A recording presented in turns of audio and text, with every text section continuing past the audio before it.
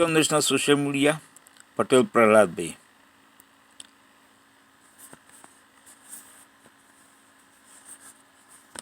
इसी क्षेत्र को देने वाले बजट को खत्म करने का काम किया। बेरोजगारों को उम्मीद थी, 10 साल में आपने कहा था मान्यवर 20 करोड़ नौकरियां देंगे, 20 करोड़ नौकरियां आपने नहीं दी।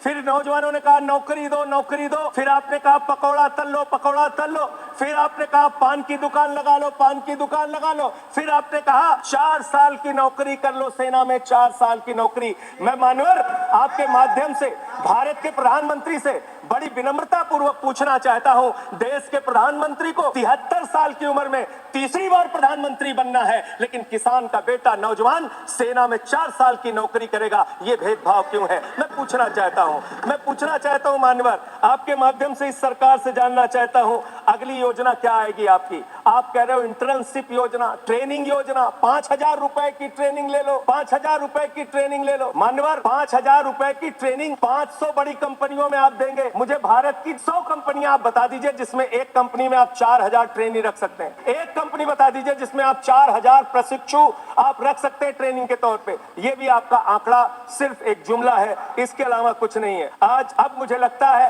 एक ही योजना बाकी रह गई है मान्यवर, वो योजना है कि हमारी भारत की सरकार, आदरणीय नरेंद्र मोदी जी की सरकार अगली योजना लेके आएगी कि इस देश के नौजवानों को मुफ्त में 5 करोड़ कटोरा बांटा जाएगा।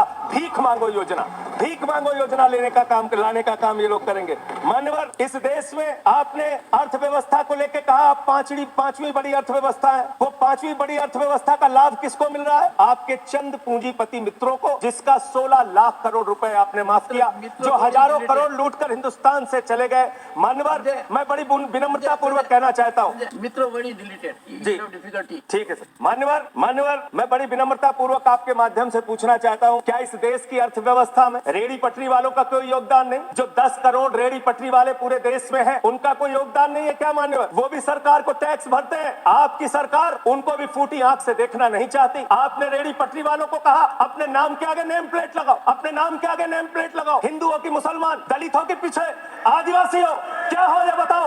मैं पूछना चाहता हूं, आपके माध्यम से सरकार के कहना चाहता हूं मान्यवर, अगर नेम प्लेट लगवाना है तो लगवाइए गले में नेम प्लेट। नीरव मोदी के गले में नेम प्लेट लगवाइए कि 20,000 करोड़ रुपए हिंदुस्तान का वो बाकी है। लगवाइए नेम प्लेट। 10,000 करोड़ रुपए विजय माल्या हिंदुस्तान का बाकी है। लगवाइए नेम प्लेट गले में ललित मोदी के कि 3,000 करोड़ रुपए हिंदुस्तान का लूट के भाग गया।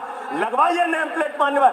मैं कहना चाहता हूं नितिन संदेशरा के कि वो 6,000 करोड़ रुपए हिंदुस्तान का लूट के भाग गया। लगवाइए नेम प्लेट अडानी के कि 2.5 लाख करोड़ रुपए का कर्जा आपने एक आदमी को दे रखा है। लगवाइए नेम प्लेट उन पूंजीपतियों को जिन्होंने हिंदुस्तान की बैंकों को खाली करने का काम किया। मान्यवर मैं तो ये कहना चाह रहा था आपके माध्यम से कि इस तरह के काम देश के अंदर नहीं होने चाहिए। भारत एक धर्मनिरपेक्ष राष्ट्र है और हम जानते हैं अपनी सामाजिक व्यवस्था में, मैं जानता हूं इनके मन में दर्द होगा मान्यवर, अभी चुनाव हारे हैं ये उत्तर प्रदेश में, तो वहां पर अगर कोई बोर्ड लगाएगा जाटव ढाबा, एक सेकंड, जाटव ढाबा कोई लगाएगा, कोई अपने ढाबे के आगे अगर वाल्मीकि ढाबा लिखेगा तो आप लोग उसके यहाँ खाने नहीं जाओगे। मैं जानता हूं आपकी मानसिकता। आप वो लोग हैं जिन्होंने भारत के तत्कालीन राष्ट्रपति श्री रामनाथ कोविंद जी को प्रभु श्री राम के मंदिर के शिलान्यास में नहीं बुलाया। आप वो लोग हैं जिन्होंने मौजूदा राष्ट्रपति श्रीमती द्रौपदी मुर्मू जी को राम मंदिर के उद्घाटन में नहीं बुलाया। आप दलितों से, पिछड़ों से, आदिवासियों से, अल्पसंख्यकों से, मुसलमानों से नफरत करने का काम करते हैं। ये आपकी सच्चाई है। इसलिए नेम प्लेट मत लगवाइए। नेम प्लेट लगवाना है तो जिन्होंने देश की बैंकों को लूटा है उनका नेम प्लेट लगवाइए। और मान्यवर मैं आपसे आपके माध्यम से इस सरकार से कहना चाहता हूं, इनका बजट पड़ रहा था मान्यवर, जेलों को भी इन्होंने कम बजट दिया। अरे जेल का बजट तो बढ़ा दीजिए, 300 करोड़ रुपए जेल का बजट बढ़ा दीजिए।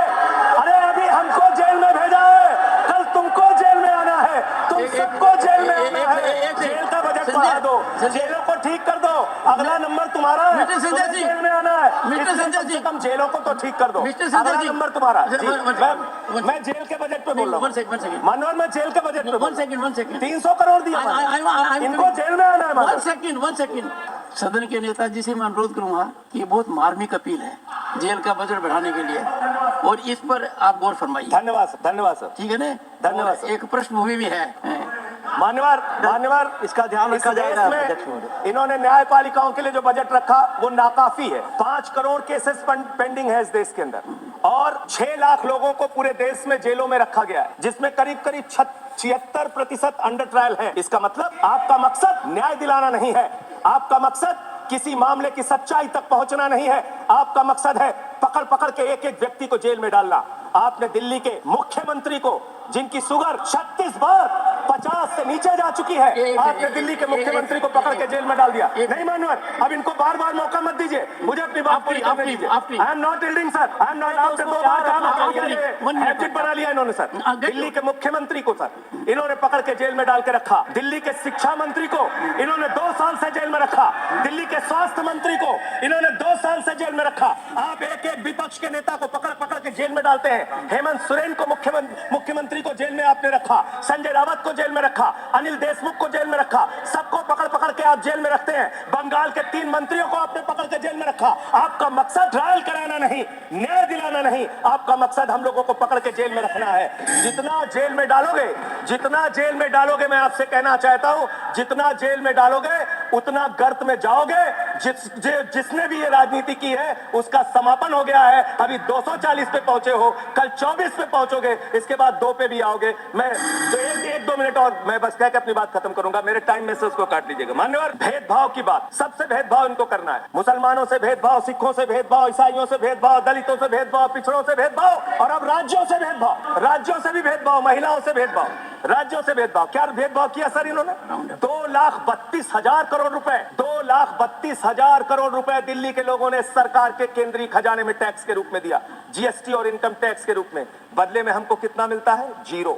9 साल से आप दिल्ली को बजट नहीं देते। पंजाब के लोग, बस मेरे में से काट लीजिएगा सर, 1-2 मिनट काट लीजिए, मेरी पार्टी के उसमें से काट। पंजाब के लिए सर, पंजाब का किसान अपना खून पसीना बहा के खेत में गेहूं पैदा करता है, धान पैदा करता है। आपने 8,000 करोड़ रुपए पंजाब के विकास का पैसा रोक रखा है, विपक्ष के राज्यों का पैसा आपने रोक रखा है।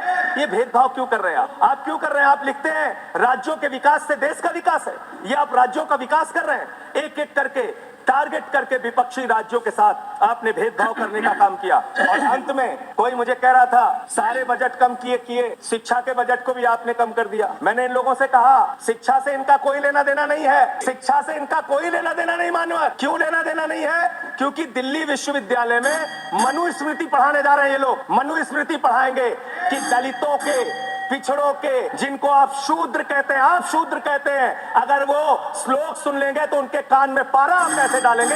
ये पढ़ाई आप कराने जा रहे हैं दिल्ली विश्वविद्यालय में, ये पढ़ाई आप कराने जा रहे हैं। इसलिए मान्यवर, मैं आपसे यही कहना चाहता हूं, ये बजट हिंदुस्तान के किसान के खिलाफ है, ये बजट हिंदुस्तान के नौजवान के खिलाफ है, ये बजट हिंदुस्तान के व्यापारियों के खिलाफ है, ये बजट सिर्फ और सिर्फ मोदी जी के मित्रों के लिए बनाया गया है, मित्रों के लिए बनाया गया है। हमारे कुछ दोस्त जो कभी इधर हुआ करते थे, अब वो उधर चले गए हैं। उनके लिए चंद पंक्तियों से अपनी बात शुरू करूंगा कि कैसा ये हादसा है मेरी जिंदगी के साथ, कैसा ये हादसा है मेरी जिंदगी के साथ। मैं हूं किसी के साथ, मेरा दिल किसी के साथ। तो जो लोग उधर चले गए मान्यवर, उनका दिल हमारे साथ है, भले वो किसी के साथ हो।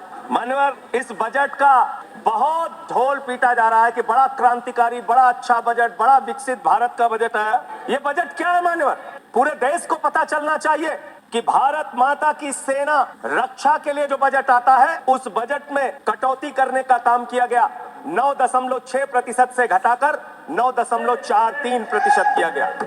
भारत का अन्नदाता किसान जो अपने खून पसीने से देश को चलाने का काम करता है मान्यवर, उसका बजट, कृषि का बजट 3.2% से 20% से घटाकर 3.15% किया गया। स्वास्थ्य का बजट, हिंदुस्तान 144 करोड़ लोगों का देश है मान्यवर, लेकिन बड़े अफसोस के साथ कहना पड़ रहा है कि स्वास्थ्य का बजट 1.97% से घटाकर 1.85% किया गया। ट्रांसपोर्ट का बजट 11.48% से घटाकर 11.28% किया गया। पेंशन, जहां एक तरफ पुरानी पेंशन की बहाली की मांग हो रही है, लाखों कर्मचारी सड़क पर है और मांग करते हैं कि पुरानी पेंशन बहाल किया जाए, इस सरकार ने पेंशन का बजट 5.20% से घटाकर 0.04% करने का काम किया। एनर्जी का बजट 2.10% से घटाकर 1.42% करने का काम किया। वैज्ञानिक विभाग का बजट 0.7% से घटाकर 0.6% करने का काम किया। फूड सब्सिडी का बजट 4.38% से घटाकर 4.25% करने का काम किया। नॉर्थ ईस्ट के विकास का बजट, मणिपुर की तो चर्चा आपने नहीं की,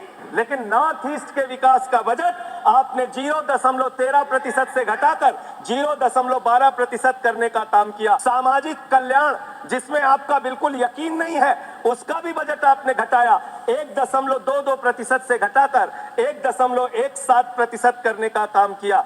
आपने फर्टिलाइजर का, खाद का बजट 3.88 से घटाकर 3.4% करने का काम किया और फूड सब्सिडी आपने घटाने का काम किया। ये है आपके विकसित भारत के खोखले बजट की सच्चाई। हर वर्ग को आपने चोट पहुंचाने का काम किया। मानवर, आप कहते हैं आप दुनिया की 5वीं बड़ी अर्थव्यवस्था है, 5वीं बड़ी अर्थव्यवस्था है। अरे ये तो सच्चाई बताइए कि ये 5वीं बड़ी अर्थव्यवस्था किसके लिए है। आपने चंद पूंजीपतियों का 16 लाख करोड़ रुपए माफ किया। ये इस देश की सच्चाई है। आपने 16 लाख करोड़ रुपए पूंजीपतियों का माफ किया। आपने 14 देश के प्रधानमंत्रियों ने जितना कर्जा लिया उससे दोगुना कर्जा अकेले आपकी सरकार ने लिया। आपने 150 लाख करोड़ रुपए कर्जा लेने का काम किया, देश को कर्ज में डुबाने का काम किया। मानवर, मैं बताना चाहता हूं इस सरकार से किन किन वर्गों को उम्मीद थी। इस सरकार से उम्मीद थी देश के अन्नदाता किसानों को कि आप एमएसपी दोगुना करेंगे। आपने एमएसपी दोगुना नहीं की। आपने किसानों की फूड सब्सिडी का काटने का काम किया, फर्टिलाइजर सब्सिडी काटने का काम किया, कृषि क्षेत्र को देने वाले बजट को खत्म करने का काम किया। बेरोजगारों को उम्मीद थी, 10 साल में आपने कहा था मानवर 20 करोड़ नौकरियां देंगे। 20 करोड़ नौकरियां आपने नहीं दी। फिर नौजवानों ने कहा नौकरी दो, नौकरी दो। फिर आपने कहा पकौड़ा तल लो, पकौड़ा तल लो। फिर आपने कहा पान की दुकान लगा लो, पान की दुकान लगा लो। फिर आपने कहा 4 साल की नौकरी कर लो, सेना में 4 साल की नौकरी। मैं मानवर आपके माध्यम से भारत के प्रधानमंत्री से बड़ी विनम्रता पूर्वक पूछना चाहता हूं, देश के प्रधानमंत्री को 73 साल की उम्र में तीसरी बार प्रधानमंत्री बनना है, लेकिन किसान का बेटा नौजवान सेना में 4 साल की नौकरी करेगा, ये भेदभाव क्यों है? मैं पूछना चाहता हूं मान्यवर, आपके माध्यम से इस सरकार से जानना चाहता हूं अगली योजना क्या आएगी आपकी। आप कह रहे हो इंटर्नशिप योजना, ट्रेनिंग योजना, 5,000 रुपए की ट्रेनिंग ले लो, 5,000 रुपए की ट्रेनिंग ले लो। मान्यवर, 5,000 रुपए की ट्रेनिंग 500 बड़ी कंपनियों में आप देंगे। मुझे भारत की 100 कंपनियां आप बता दीजिए जिसमें एक कंपनी में आप 4,000 ट्रेनी रख सकते हैं। एक कंपनी बता दीजिए जिसमें आप 4,000 प्रशिक्षु आप रख सकते हैं ट्रेनिंग के तौर पे। ये भी आपका आंकड़ा सिर्फ एक जुमला है, इसके अलावा कुछ नहीं है। अब मुझे लगता है एक ही योजना बाकी रह गई है मान्यवर, वो योजना है कि हमारी भारत की सरकार, आदरणीय नरेंद्र मोदी जी की सरकार अगली योजना लेके आएगी कि इस देश के नौजवानों को मुफ्त में 5 करोड़ कटोरा बांटा जाएगा। भीख मांगो योजना, भीख लाने का काम ये लोग